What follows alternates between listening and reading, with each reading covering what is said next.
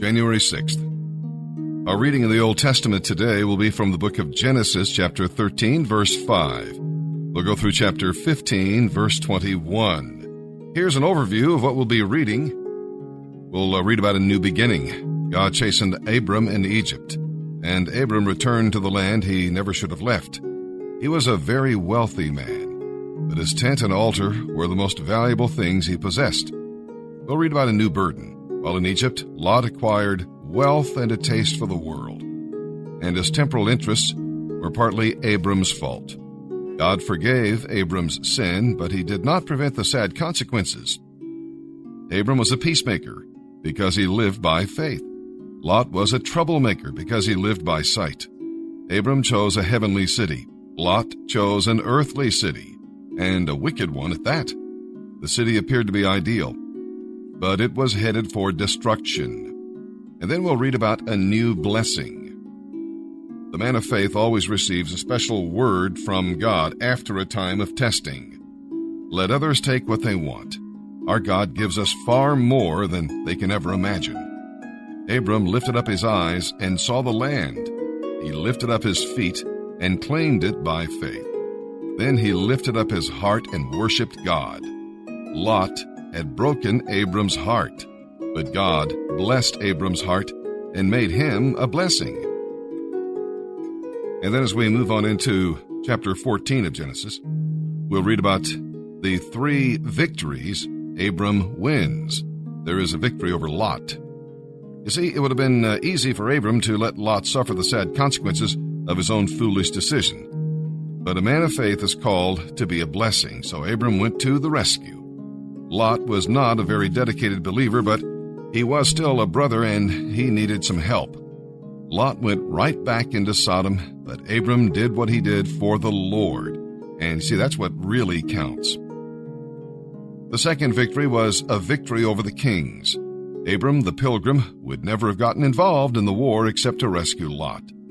Abram did not have a large army, but he battled by faith. That is what gave him the victory. And then the final victory of the 3 was a victory over himself. The king of Sodom came with a bargain, but the king of Salem came with a blessing. Even a shoelace from Sodom would have defiled Abram's godly walk. After every battle, give God the glory and beware the devil's bargains. If you aren't careful, you may win the war, but lose the victory. And with that, let's begin today's reading in the Old Testament. January 6th. Genesis chapter 13, verse 5, through chapter 15, verse 21. Now Lot, who was traveling with Abram, was also very wealthy with sheep, cattle, and many tents. But the land could not support both Abram and Lot, with all their flocks and herds, living so close together. There were too many animals for the available pasture land, so an argument broke out between the herdsmen of Abram and Lot. At that time, Canaanites and Perizzites were also living in the land. Then Abram talked it over with Lot. This arguing between our herdsmen has got to stop, he said. After all, we are close relatives. I'll tell you what we'll do. Take your choice of any section of land you want, and we will separate. If you want that land over there, then I'll stay here. If you want to stay in this place, then I'll move on to another place. Lot took a long look at the fertile plains of the Jordan Valley in the direction of Zoar. The whole area was well watered everywhere, like the garden of the Lord or the beautiful land of Egypt. This was before the Lord had destroyed Sodom and Gomorrah. Lot chose that land for himself, the Jordan Valley to the east of them. He went there with his flocks and servants and parted company with his uncle Abram. So while Abram stayed in the land of Canaan, Lot moved his tents to a place near Sodom, among the cities of the plain. The people of this area were unusually wicked and sinned greatly against the Lord. After Lot was gone, the Lord said to Abram, "Look as far as you can see in every direction. I am going to give all this land to you and your offspring, as a permanent possession. And I'm going to give you so many descendants that, like dust, they cannot be counted. Take a walk in every direction and explore the new possessions I am giving you." Then Abram moved his camp to the oak grove owned by Mamre, which is at Hebron. There he built an altar to the Lord. About this time war broke out in the region. King Amraphel of Babylonia, King Arioch of Elasar, King Kedorlaomer of Elam, and King Tidal of Goim fought against King Bera of Sodom, King Bersha of Gomorrah, King Shinab of Admah, King Shemeber of Zoboim, and the king of Bela, now called Zoar. The kings of Sodom, Gomorrah, Admah, Zeboim, and Bela formed an alliance and mobilized their armies in Siddim Valley, that is the valley of the Dead Sea. For 12 years, they had all been subject to King Kedorlaomer, but now in the 13th year they rebelled. 1 year later, Kedorlaomer and his allies arrived. They conquered the Rephaites in Ashtaroth-Karnaim, the Zuzites in Ham, the Emites in the plain of Kiriathaim, and the Horites in Mount Seir, as far as El Paran at the edge of the wilderness. Then they swung around to En-Mishpat, now called Kadesh, and destroyed the Amalekites, and also the Amorites living in Hazazon Tamar. But now the army of the kings of Sodom, Gomorrah, Admah, Zeboim, and Bela, now called Zoar, prepared for battle in the valley of the Dead Sea, against King Kedorlaomer of Elam and the kings of Goim, Babylonia, and Elasar, 4 kings against 5. As it happened, the valley was filled with tar pits, and as the army of the kings of Sodom and Gomorrah fled, some slipped into the tar pits, while the rest escaped into the mountains. The victorious invaders then plundered Sodom and Gomorrah and began their long journey home, taking all the wealth and food with them. They also captured Lot, Abram's nephew, who lived in Sodom, and took everything he owned. One of the men who escaped came and told Abram the Hebrew, who was camped at the oak grove belonging to Mamre the Amorite. Mamre and his relatives, Eshcol and Aner, were Abram's allies. When Abram learned that Lot had been captured, he called together the men born into his household, 318 of them in all. He chased after Kedorlaomer's army until he caught up with him in Dan. There he divided his men and attacked during the night from several directions. Kedorlaomer's army fled, but Abram chased them to Hobah, north of Damascus. Abram and all his allies recovered everything, the goods that had been taken, Abram's nephew Lot with his possessions, and all the women and other captives. As Abram returned from his victory over Kedorlaomer and his allies, the king of Sodom came out to meet him in the valley of Shavah, that is the king's valley. Then Melchizedek, the king of Salem and a priest of God Most High, brought him bread and wine.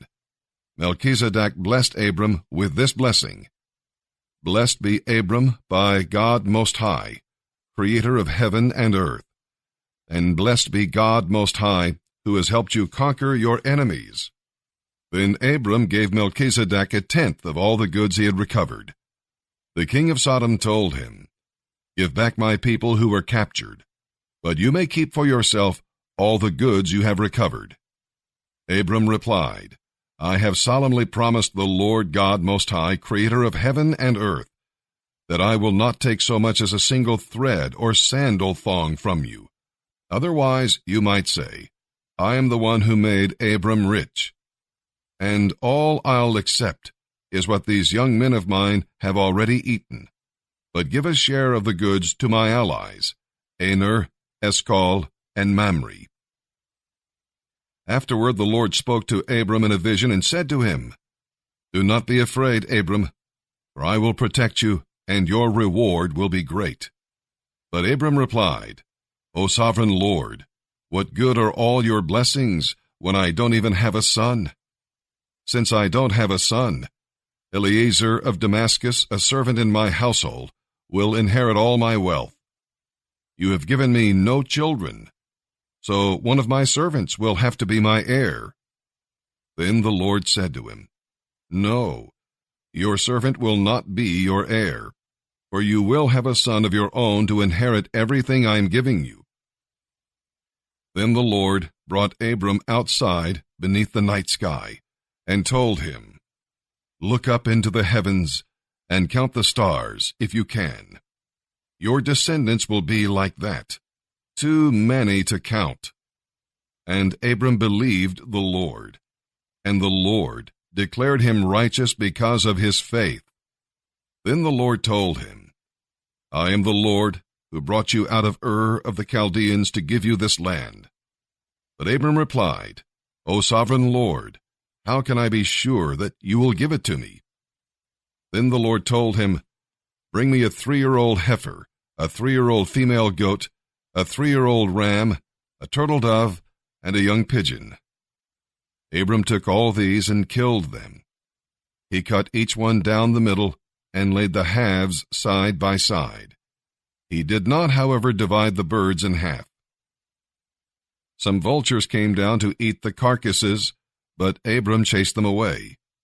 That evening, as the sun was going down, Abram fell into a deep sleep. He saw a terrifying vision of darkness and horror. Then the Lord told Abram, "You can be sure that your descendants will be strangers in a foreign land, and they will be oppressed as slaves for 400 years. But I will punish the nation that enslaves them, and in the end they will come away with great wealth. But you will die in peace at a ripe old age. After 4 generations, your descendants will return here to this land, when the sin of the Amorites has run its course."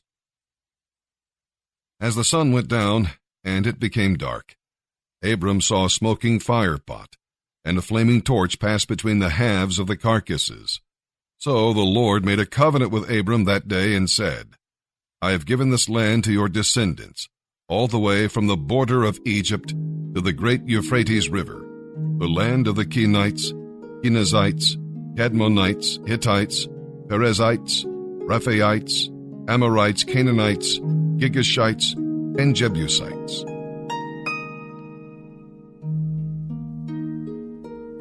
January 6th. And now, as we turn our attention to the reading of the New Testament, our narrative today will come from the book of Matthew, chapter 5, verses 27 through 48. We'll read about surgeons. Obviously, Jesus is not suggesting literal surgery in this passage of Scripture, but the real problem is in the heart. This is a vivid reminder that sin is terrible and reaps terrible consequences, and we're better off maimed than whole and going to hell. Deal drastically with sin. Don't let it have a foothold in your life. It comes to destroy. We'll read about children of the Father. What do you do more than others? We must measure ourselves, not by others, but by the Father. This includes our words, our responses to injuries, and our dealings with our enemies. It was Francis Bacon who wrote, "In taking revenge, a man is but even with his enemy, but in passing it over, he is superior." We lay up treasures in heaven when we consider that all we have belongs to God, and we use it to magnify His righteousness and advance His kingdom. It means much more than merely giving offerings to God, although that is important. It means total stewardship of life, so that God is in complete control, and our one desire is to glorify Him. This is the secret of a unified life, free of worry. Well, with that, let's begin our reading today, here in the New Testament. January 6th, Matthew chapter 5, verses 27 through 48. You have heard that the law of Moses says, "Do not commit adultery." But I say, anyone who even looks at a woman with lust in his eye has already committed adultery with her in his heart.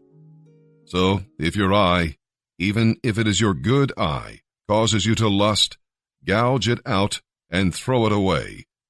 It is better for you to lose one part of your body than for your whole body to be thrown into hell. And if your hand, even if it is your stronger hand, causes you to sin, cut it off and throw it away. It is better for you to lose one part of your body than for your whole body to be thrown into hell. You have heard that the law of Moses says, a man can divorce his wife by merely giving her a letter of divorce. But I say that a man who divorces his wife, unless she has been unfaithful, causes her to commit adultery, and anyone who marries a divorced woman commits adultery. Again, you have heard that the law of Moses says, do not break your vows. You must carry out the vows you have made to the Lord. But I say, don't make any vows. If you say, by heaven, it is a sacred vow because heaven is God's throne. And if you say, by the earth, it is a sacred vow because the earth is his footstool. And don't swear by Jerusalem, for Jerusalem is the city of the great king. Don't even swear by my head, for you can't turn one hair white or black. Just a simple, yes I will, or no I won't. Your word is enough. To strengthen your promise with a vow shows that something is wrong. You have heard that the law of Moses says, if an eye is injured, injure the eye of the person who did it. If a tooth gets knocked out, knock out the tooth of the person who did it. But I say, don't resist an evil person. If you are slapped on the right cheek, turn the other too. If you are ordered to court, and your shirt is taken from you, give your coat too. If a soldier demands that you carry his gear for a mile, carry it 2 miles. Give to those who ask, and don't turn away from those who want to borrow. You have heard that the law of Moses says, love your neighbor and hate your enemy. But I say, love your enemies. Pray for those who persecute you.